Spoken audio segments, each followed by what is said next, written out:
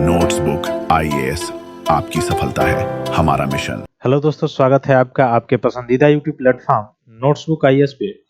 दोस्तों, आज हम लोग बात करेंगे डिजिटल अरेस्ट के बारे में। क्या होता है डिजिटल अरेस्ट? हालांकि इस टॉपिक पे मैं पहले बता भी चुका हूँ, पढ़ा भी चुका हूँ, लेकिन यह थोड़ा सा जो है यह करंट में आया हुआ है नया अपडेट करके। तो इसमें थोड़ा सा हम लोग देखेंगे कि आखिर है क्या, क्यों यह न्यूज में आया हुआ है, क्यों सुर्खियों में बना हुआ है।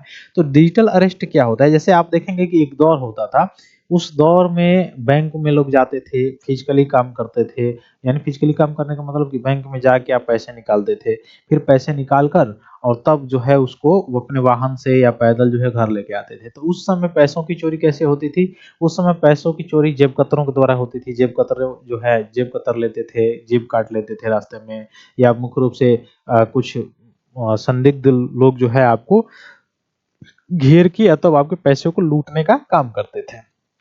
इवन उसमें उस समय जो है क्या होता था, उस समय किडनैपिंग भी हो जाती थी। किडनैपिंग कैसे? तो उस व्यक्ति को किसी मतलब जगह घेर के रख लिया जाता था, उसके घर फोन किया जाता था, बताया जाता था कि ये ऐसा ऐसा मामला है, अगर पैसा इतना रंगदारी मांगी जाती थी, नहीं दोगे तो इसको नहीं छोड़ूंगा या मार दूंगा। ऐसा ऐसा कोई भी चीजें होती थी। वह था एक युग। आज के युग में आप देखेंगे कि पैसे जैसे जैसे सुविधाएं बढ़ेंगी, जैसे जैसे डिजिटलाइजेशन बढ़ेगा, वैसे वैसे चुनौतियां भी बढ़ती चली जाएंगी। कैसे? तो डिजिटलाइजेशन और वैसे वैसे आपको रिफॉर्म भी करना पड़ेगा। आपको एक्ट में परिवर्तन भी करना पड़ेगा, आपके लॉ में परिवर्तन भी करना पड़ेगा। तो वैसे वैसे आप देखेंगे कि जैसे जैसे यह मतलब डिजिटलाइजेशन हुआ, वैसे वैसे क्या हुआ, अब लोग जो है पैसे निकालने के लिए लोगों के पास, पहले लोगों को कतार में खड़ा होना पड़ता था, लाइन लगना पड़ता था। अब क्या है, आधार कार्ड से पैसे निकल जाते हैं। आधार कार्ड हो मतलब फिंगर हो, आसानी से निकल जाता है। आधार कार्ड फिंगर ना हो, एटीएम कार्ड हो, निकल सकता है। एटीएम कार्ड ही छोड़ दीजिए, मोबाइल हो तो उससे भी पैसे जो है ट्रांसफर हो जाते हैं, निकल जाते हैं। अब मोबाइल से भी ट्रांसफर हो जाते हैं, पैसे निकल जाते हैं, तो लोगों को फिजिकली जाके बैंक में ज्यादा जो है लाइन में लगने की जरूरत नहीं पड़ती है। तो वह आसानी से जो है अपने पैसे को ट्रांसफर या जो भी काम में लगाना हो, कार्यों में लगाना हो, वह लगा सकते हैं और कर सकते हैं। अब इस इरा में देखेंगे यह जो प्रोसेस चल रहा है, इसमें अब चोरों का जो है वह चोरी करने का जो जो भी सारी चीजें हैं वो भी बदल चुकी है। अब कैसे? अब जैसे आपने देखा भी होगा, महसूस ऐसा कोई घर ना हो जहाँ पे ये सारी चीजें ना की गई हो। अब आप बहुत लोग कहते हैं कि चोर के पास जो है दया नहीं होती है। वो दया होता तो फिर चोरी क्यों करता हो?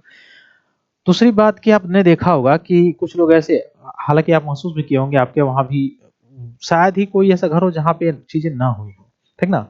तो कोई फोन करता है। अब चूंकि ग्रामीण क्षेत्रों में या भारत की साक्षरता में अगर पूरे ऑन द होल पे भी देखा जाए, तो आप देखेंगे ऑन द होल पर भी साक्षरता भी बड़ा है, मतलब वो भी 100% नहीं हुआ है। हालांकि डिजिटल साक्षरता की बात किया जाए तो वो तो ऐसे भी नहीं है, मतलब उतने बड़े लेवल पे नहीं है। तो डिजिटल साक्षरता की कमी होने के कारण डायरेक्ट कोई फ़ोन करता है कि हाँ, अब चूँकि पहले के लोग जो है प डायरेक्ट या पहले लोग जो है बैंकों में जाते थे, उनको आदत है सिग्नेचर करना था, बताना था, ये काम करना था। अब वहाँ से कहीं से आपका जो है प्राइवेसी को लिंक कर लिया है, प्राइवेसी आपका मिल गया है उसको।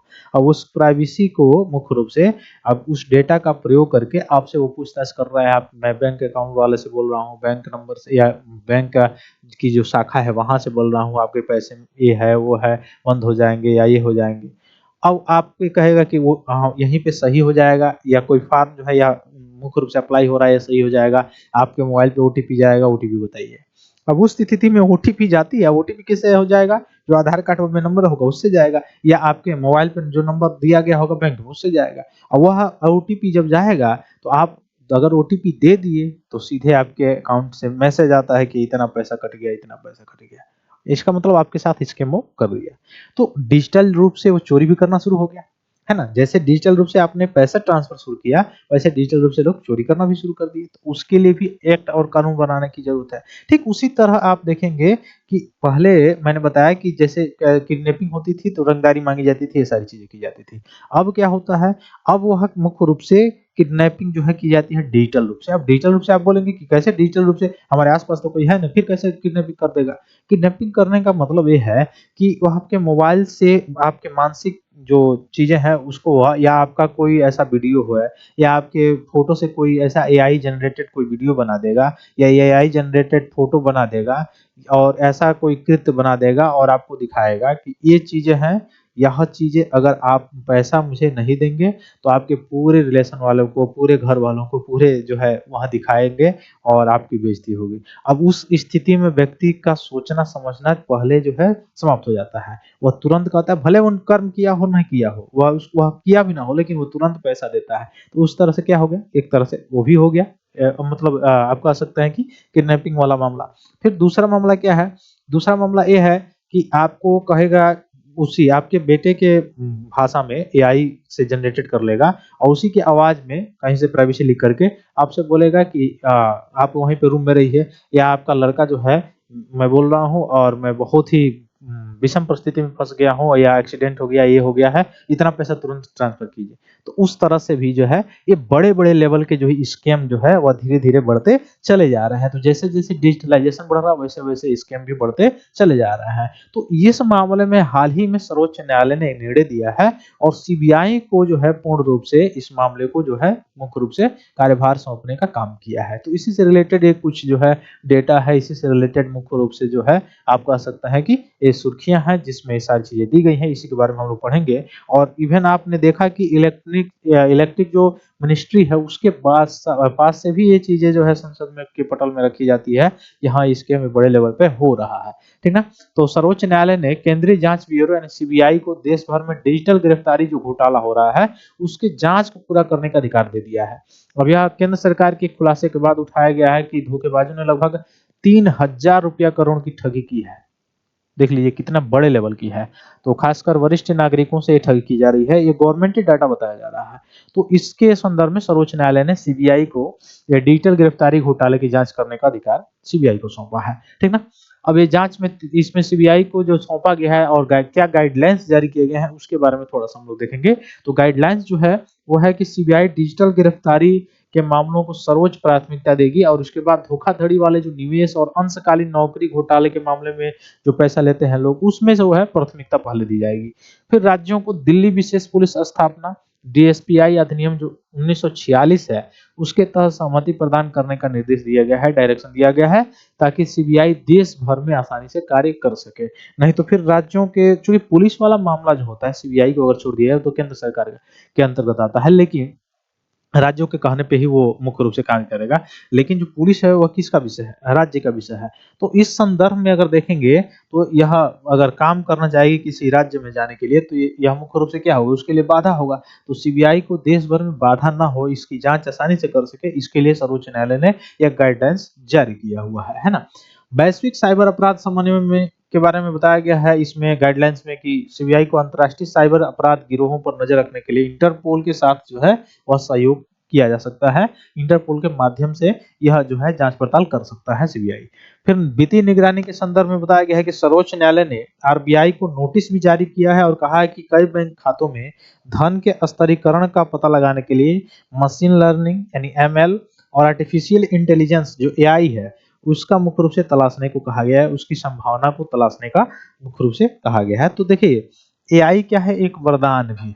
विज्ञान जैसे वरदान है और अभिशाप है, ठीक वैसे है एआई को जिस डेटा से, जिस जैसे एक आया था फेक जैसे हेट स्पीच से संबंधित, तो उसमें आप देखेंगे कि जिस डेटा को उसके या जो व्यक्ति है जिसने बनाया है, जिस तरह का उसका माइंडसेट है, जिसको एआई को जनरेट किया है या जिस डेटा को उसमें रखा गया उस डेटा से संबंधित के आसपास जो है वह क्या करेगा, वह सारी चीजें वो काम करेगा, ठीक ना। तो प्लेटफॉर्म जवाबदेही में देखेंगे तो डिजिटल मध्यस्थों को आईटी जो नियम है 2021 का उसमें पूरी तरह से पालन करने के लिए बात की गई है। फिर जो इंस्टीट्यूशन से अधिग्रहण है उसके बारे में बताया गया है कि राज्य और केंद्र शासित प्रदेशों को क्षेत्रीय साइबर अपराध समन्वय केंद्र को क्रियान्वित करना चाहिए और भारतीय साइबर अपराध समन्वय केंद्र आईसीसीसी से जोड़ना चाहिए, ठीक है, इसकी बात की गई है। अब आईसीसी के बारे में आप बताएंगे आई4सी का मुख्यालय कहाँ है, हेडक्वार्टर कहाँ है और इसकी स्थापना जो है कहाँ कब हुई थी, इसके बारे में आप कमेंट बॉक्स में बताइए। आई4सी का मुख्यालय कहाँ है और इसकी स्थापना कहाँ पे हुई थी, मतलब इसकी स्थापना कब हुई थी, सॉरी कब हुई थी इसकी स्थापना, इसके बारे में आप कमेंट बॉक्स में अवश्य बताइएगा, है ना। आगे चलिए, दूरसंचार क्षेत्र में सुधार की बात की गई है। जो दूरसंचार विभाग है उसको सिम जारी करने और नियमों को सख्त पालन करने के तथा केवाईसी सत्यापन से संबंधित भी निर्देश दिया गया है। हालांकि धीरे-धीरे जैसे-जैसे डिजिटलाइजेशन हो रहा है वैसे-वैसे देखेंगे इसको रेगुलेट करने की क्षमताएं, जैसे अभी आप देखेंगे संचार ऐप से संबंधित जो है मामला भी चल रहा है प्राइवेसी से रिलेटेड। तो ये हालांकि आप देखेंगे कि ये जो आधार कार्ड से दिया जा रहा है या फाउंडेशन जो लगाया जा रहा है या ऐसा व्यक्ति जो अपने जान सके कि मेरे आधार कार्ड पे कितने लोगों का सिम कार्ड है, कौन-कौन नंबर है, या एक तरह से देखा जाए तो अच्छी चीज़ है। वह चाहे तो नंबर ब्लॉक भी कर सकता है। क्यों? क्योंकि आप देखेंगे कि एक ही नंबर से आपके नंबर से होगा कृत किसी दूसरे के पास है, कृत वो करेगा और फँसेंगे कौन? आप। तो ये सारी चीज़ें भी सही है। डिजिटल में देखेंगे तो गिरफ्तारी साइबर जो है, साइबर गिरफ्तारी जो होती है वो धोखाधड़ी का एक रूप होता है। जैसे वो मैंने बताया है आपको, ये व्यक्ति आपराधिक मामलों में संलिप्त होने का झूठा आरोप लगाते हैं या जैसे आपको किसी तरह से फँसा देंगे कि आपको परकेस हुआ है, अब ये हुआ है, ये सारी चीज़ें हैं, या फर्जी नंबर या जाली दस्तावेज का प्रयोग करके गिरफ्तारी या बैंक खातों को फ्रीज करने की धमकी दे देंगे। मैंने शुरुआत में आपको बताया ये सारी चीज़ें। फर्जी कानून कार्रवाई से बचने के लिए पीड़ितों पर फर्जी जुर्माना या सुरक्षा जमा करने पर दबाव डालेंगे कि जल्द से आप जमा कीजिए, जल्द से ओटीपी बताइए, ये बताइए, नहीं तो आपका अभी जो है अकाउंट बंद हो जाएगा या अभी आप जो है मुख्य रूप से अभी पुलिस आएगी, गिरफ्तार करके लेके चली जाएगी। उस समय में तुरंत जो एक्शन करता है व्यक्ति, वह उस मतलब प्रेजेंट ऑफ माइंड उसका काम नहीं करता है दबाव के कारण। बहुत कम लोगों का काम करता है, ठीक ना? और खासकर जो डिजिटल रूप से सक्षम नहीं है उन पर तो और ये सारी चीजें लुटाई होती है आसानी से। तो खतरों का पैमाना देखें 2024 तक i4C ने डिजिटल गिरफ्तारी घोटाले से लगभग 59,000 से अधिक व्हाट्सएप खातों को ब्लॉक कर दिया था, ठीक ना? अब समझिए कि अभी मतलब अभी तो ऊपर वाला चीज ये बताया जा रहा है। आगे देखिए अभी कितना मतलब वास्तव में अगर लोकल लेवल पे आप जाएंगे तो बहुत सारी चीजें ऐसा हुआ भी है। परिष्कृत उपकरण में देखेंगे तो नकली नंबर, डीप फेक, फर्जी एआई से जनरेटेड या ऐप्स आपको कह देगा कि ऐप को डाउनलोड कीजिए। अब ऐप डाउनलोड करेंगे, लिंक अगर खोलेंगे आप तो लिंक खोलते ही आपके अकाउंट से क्या हो जाएगा? पैसा कट जाएगा या प्राइवेसी आपकी शेयर हो जाएगी। तो ये सारी चीजें हैं।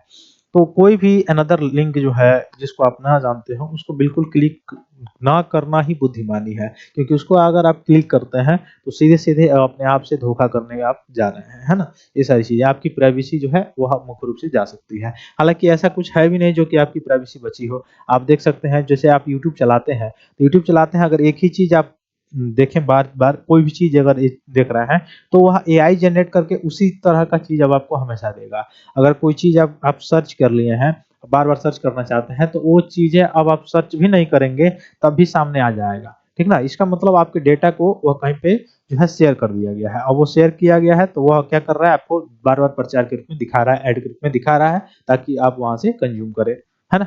तो ये भी सारी चीज़ें हैं। मजबूत सोशल इंजीनियरिंग के बारे में, कमजोर साइबर स्वच्छता के बारे में, डिजिटल भुगतान में वृद्धि के बारे में, ये सारी चीज़ें, इस सभी चीज़ों पे बात करने की बात होती है। डार्क वेब नेटवर्क हो गया जिसको अभी मैंने बताया, जो फेक जैसे वेबसाइट वगैरह सारी चीज़ें हो गई, उसके बारे में, ठीक ना? तो इसमें अगर आप देखेंगे तो आपको देखने को मिलेगा कि i4C जो राष्ट्रीय स्तर पर साइबर अपराध समन्वय और खुफिया जानकारी साझा करने का नेतृत्व कौन करता है भारत में? i4C करता है, ठीक है? फिर राष्ट्रीय साइबर अपराध रिपोर्टिंग पोर्टल है, फिर हेल्पलाइन नंबर है 1930, फिर स्पोकिंग विरोधी उपाय है, जागरूकता प्रयास है। इस सारी चीज़ों से इन सभी चीज़ों को बनाया जा सकता है और भी इसमें रिफॉर्म करने की ज़रूरत है। तो फिर मिलते हैं हम लोग अपनी अगली क्लास में। तब तक के लिए बहुत-बहुत धन्यवाद दोस्तों।